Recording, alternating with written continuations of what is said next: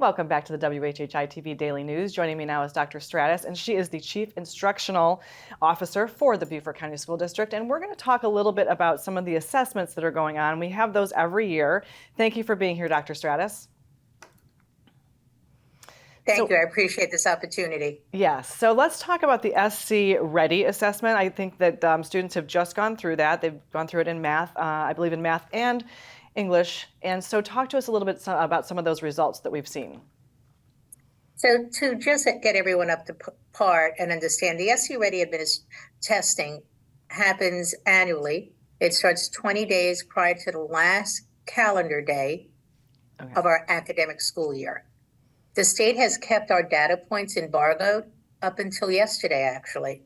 So that release has just happened yesterday morning. Obviously, we did our board presentation. So some last night, and some of the great highlights to put forward is I have to push that our educators and students have had the highest proficiency rating in English language arts since the testing actually started in 2016. Wow.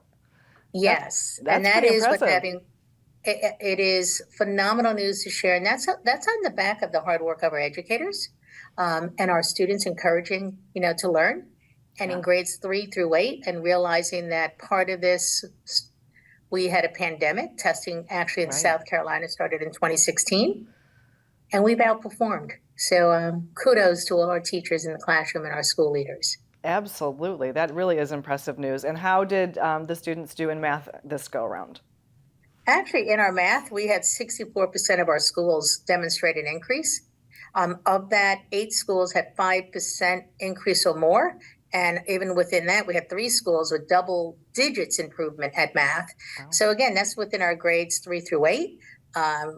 We know that nationally, and I'm going to say even internationally, math has been deemed to be an area that there will be decrease because math in itself is another language. Right. So when you interrupt, language acquisition, we're playing that catch-up game.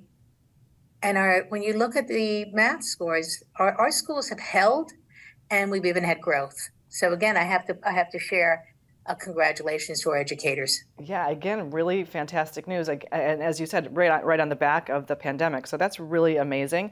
Tell us a little bit about some of the extended community learning programs that were put in place to, specifically help with this, and how you think that they did help with those impressive numbers.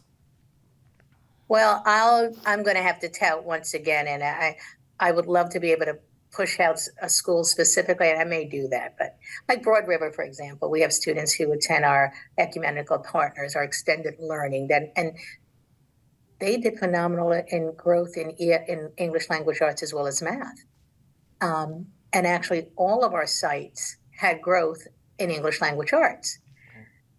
Is it because of the extended learning? Is it because of relationship I may have with you because now I'm in a smaller setting after school? Those are some of the research things we're looking into. But what I can share specifically, that this initiative for extended learning started with ESSER funds. We recognized during the closure of COVID, we needed to make sure that our children are having continuity of education. Right. Community stepped forward. We continued this partnership as we re-entered our schools. And now we're actually seeing the data points showing how effective this relationship is. And I'm saying it in the present tense and in the superlative will be into the future, right? Because our goal is to continue these practices.